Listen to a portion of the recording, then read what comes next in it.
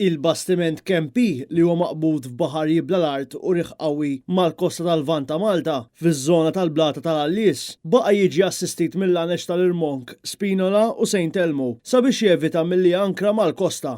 Dan war li s-filgħodu l-bastiment twil aktar minn 200 metru li ġor bandiera mis-St. Kitts and Nevis żviluppalu problemi fil-magni tiegħu u kellu l-ankra tiegħu maqbuda mal-interconnector li hemm għaddej f'dawn il-ħawi. Fortunatament dan il-bastiment li jintuża għal ġar tal-kimika m'għandux tabija fuqu, iżda b'bord il-Kempi hemm 20 persuna. Bil-pjan ta' żewġ l-għanex tal-Irmonk huwa li malli jekkalma t-temp, probabbilment il-ħadd fil-għaxija jew it-tnejn filgħodu ikunu jistgħu jiddaħħlu għalkemm f'Marsa Xlokk.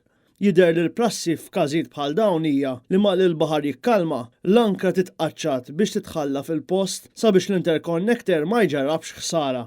F'messaġġ fuq Facebook, il-kap tal-Partit Nazzjonalista Bernard Grech qal li jagħmel kuntatt mal-ekwipaġġ abbord iż-żewġ l-għanex tal-Irmonk li qed jaħdmu b'sogru għal ħajjithom biex jassistu lill-bastiment. Huwa selmilhom tal-li mhux biss kienu frontliners waqt il-pandemija, iżda anke qed joffru dan is-servizz indispensabbli sabiex tiġi evitata traġedja.